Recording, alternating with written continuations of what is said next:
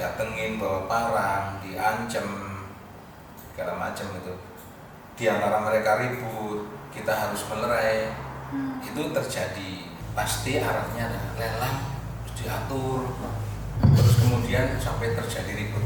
Itu betul saya alami.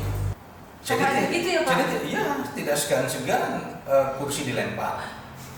Makanya dalam kondisi seperti itu saya biasanya mengantisipasi, oh ini lelang ini berpotensi, saya sudah mempersiapkan aparat keamanan. Tapi kalau bicara pengalaman saya sebut mafia lelang, dia akan berusaha mendekati penjual, limitnya sebenarnya berapa sih?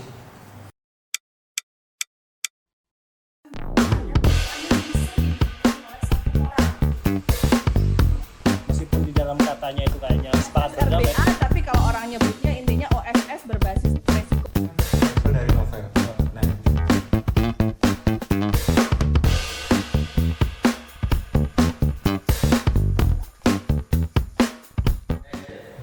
Lelang begitu menarik, nyata dari tahun 94 hingga saat ini kan tadi masih menjabat, SK pejabat lelangnya masih ya Pak ya, dan sudah ke berbagai daerah. Nah untuk teman-teman sobat legal mungkin belum banyak tahu nih cerita banyak sukanya, saya akan nyaman banyak sukanya dari Bapak. Mungkin bisa dibagi gitu Pak, di-share ke teman-teman tentang lelang. Pengalaman jadi pejabat lelang ya, walaupun saya di struktur terusnya, tapi memang sempat menjalani pejabat lelang sejak 94. Di beberapa daerah kebetulan daerah-daerah yang kategori ekstrim tanda petik keras. Mungkin ini saya kalau cerita ngobrol teman-teman di kantor yang milenial yang baru lulus dari STAN atau sarjana-sarjana rekrutmen baru yang fresh graduate itu biasanya menarik kalau saya cerita ini. Pasti arahnya adalah lelang, diatur, terus kemudian sampai terjadi ribut. Itu betul saya alami. Jadi terutama kalau barangnya itu barang yang memang marketable, artinya begini, yang saya pernah alami besi-besi tua atau alat-alat berat itu pesertanya pasti dari komunitas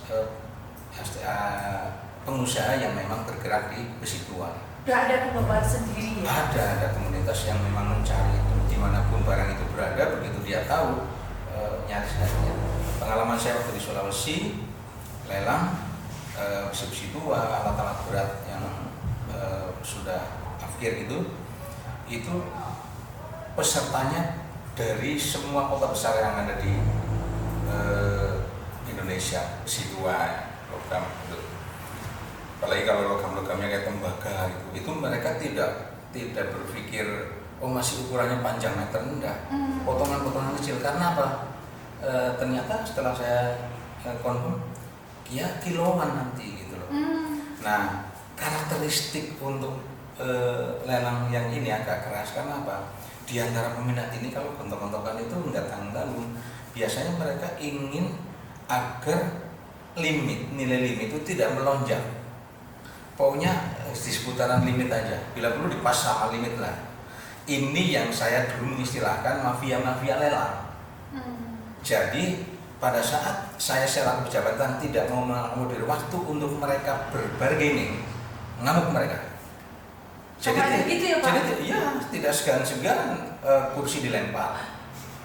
Makanya dalam kondisi seperti itu saya biasanya mengantisipasi, oh ini lelang ini berpotensi, saya sudah mempersiapkan aparat keamanan. Ya, jadi itu bukan cerita bohong, saya alami sendiri gitu loh. Pengumuman baru terbit gitu, begitu dia marketable barangnya kayak gitu, atau ada pihak yang merasa keberatan, zaman dulu langsung datang ke kantor itu ada bawa parang. Jadi alhamdulillah saya masih diberi kesempatan hidup sebenarnya. Berbagi cerita. Cerita-cerita seru itu dulu di negeri yang ternyata indah tapi punya dinamika kehidupan yang demikian. Nah ini cerita tentang lelang seperti itu. Didatengin, bawa parang, diancam, segala macam itu. Di antara mereka ribut, kita harus melerai. Itu terjadi hal-hal seperti itu. Para pembeli maksudnya ya Pak? Karena ternyata lelang itu menjadi lahan cari cari pekerjaan, cari uang. Kalau Dengan- saya lihat, jadi mereka juga bersikeras untuk bisa dapat. Jadi hal-hal seperti itu. Menarik ya Nah, Pak. jadi akhirnya timbul masyarakat, wah kalau lelang sudah diatur, sebenarnya tidak ada urusannya, pejabat lelang nggak tahu. Karena gini, begitu ada lelang yang memang menarik dan dia akan dulu harga limit itu sifatnya rahasia, tertutup. Jadi nggak tahu, pejabat lelang nggak tahu. Yang tahu adalah yang punya barang penjualnya. Calon pembeli pun sebenarnya mereka nggak tahu. Tapi kalau bicara pengalaman saya sebut mafia lelang, dia akan berusaha mendekati penjual, limitnya sebenarnya berapa sih? Nah nanti dia akan memilah dengan semua peserta, udah jangan jauh-jauh dari limit. Karena mereka sebenarnya terhadap barang itu, begitu di pasaran, katakanlah ya, limitnya secara perhitungan oleh penjual dengan taksiran dan kondisinya sesuai aturan si penjualnya itu sendiri, dia tentukan katakanlah 100 juta. Ternyata di luaran bagi mereka, oh ini saya masih berani kalau 150 gitu loh. Tapi begitu banyak peserta, dia akan mencoba jangan sampai dari 100 juta limit itu melonjak. Sisanya itulah yang mereka mau bagi-bagi. Makanya begitu saya mencoba, kalau lelang misalkan jam 10, saya on time. Kalau ada minta waktu jeda di dalam proses, karena dia masih ada mau bergaining kayak gitu, kalau saya nggak akomodir, saya diserang. Sampai segitunya Itu ya Pak. seperti itu dulu. Oleh pembeli. Oleh calon-calon pembeli itu, nggak segan kan loh, mereka itu sudah nun sewu kayak preman, dilempar kursi pernah. Serem ya Pak. Dulu seperti itu. Pejabat lelangnya dilempar kursi. Ya. Semoga sekarang enggak ya Pak. Nah, sekarang tidak. Salah satu kebijakan yang kita gulirkan adalah dengan online itu mengeliminir adanya pertemuan tatap muka itu. Jadi Betul. mafia-mafia itu kita cut. Karena kalau nggak ada pertemuan kan nggak bisa mengaruhi. Jadi Betul. harga juga bisa ada kompetisi yang wajar dan tercapai harga yang optimal. Oke. Gitu. Menarik sekali kisah masa dulu tentang Ya. lelang ya Pak ya. Dan itu tidak hanya di satu daerah ya Pak ya. Ya. Selalu ada komunitas tertentu yang bagaimanapun caranya pasti menang. Sehingga mungkin stigma teman-teman tentang lelang seperti tadi. Terakhir walaupun sudah ada online, karena waktu itu baru, jadi memang ada sebagian masih, kalau sekarang sudah hampir mayoritas menggunakan online lelangnya. Waktu itu masih ada yang tatap muka manual. Itu hanya kejadian waktu di kategori belum lama, 2015. Lelangnya kebetulan di salah satu daerah di Jawa Timur. Saya waktu dalam posisi memang sebagai superintenden ya. Nah itu yang dilelang adalah logam-logam yang kuningan, bekas apa? Keran air kayak gitu.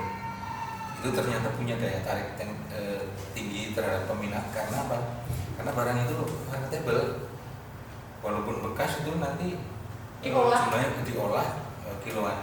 Nah itu terjadi ribut sampai salah satu peserta yang tidak mau diajak kompromi untuk pemilihan, udahlah nggak usah naik gitu, karena dia tidak mau, itu dipukul pakai kursi, kebetulan kursi citos itu kan dari besi ya, rontok giginya, akhirnya dihentikan sama pejabat lelang. Terjadi itu. Makanya waktu itu posisinya saya sebagai superintenden, saya panggil pejabat lelang, saya cerita kronologi segala macam. Nah, itu rame, lapor polisi, dipukul rontok giginya karena nggak mau nurutin diajak. Dan memang dia tahu pas kenapa dia nggak mau. Dia punya kemampuan untuk sampai maksimal dan dia memang punya pangsa. Jadi kadang-kadang memang ada sebuah barang yang kita oke itu mau bagi orang lain yang memang minat banget, dia akan tinggi. Contoh barang antik. Iya betul. Barang antik.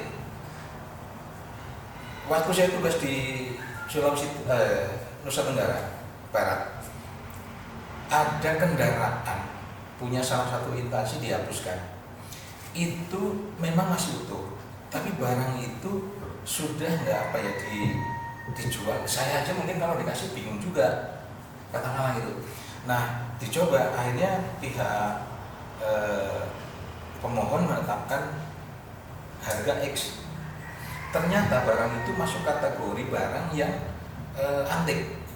Saya kaget begitu diumumkan, yang menghubungi, mengkonfirmasi dan kemudian izin mau ngecek barangnya itu banyak. Bahkan salah satunya ada pejabat ya, komandan di salah satu institusi, hobi memang mengkoleksi, datang itu di luar dugaan, harganya itu bisa sampai sekian ratus kali lipat naiknya. Sekian ratus karena lelang ya Pak. Jadi bukan salah yang menetapkan yang punya, lo kok kemurahan, bukan, karena memang itu barang sudah akhir, tapi bagi komunitas tertentu yang nilai tinggi. Saya heran, tapi saya menjadi hal seperti ini, makanya tadi kita memasarkan juga kepada orang yang memang tempat lagi butuh, pasti akan lebih, itulah cara-caranya. Lebih optimal. Buatlah mailing list. Si A katakanlah, saya punya daftar si A, dia senang barang ini, si B senang barang ini. Jadi pada suatu saat ada info lelang tentang barang ini, ke komunitas itu kita infokan, walaupun tetap kita secara luas diumumkan. Betul. Tapi ini ada ini, pasti dia akan lebih khusus tertarik. jabrik buat dia. Nah, itu salah satu cara juga agar marketingnya berhasil, lelangnya bisa laku. Baik, Pak. Itu cerita sedih, tapi ya cerita menarik yang kemudian udah di-cut. Udah ini kita udah di-cut ya Pak sama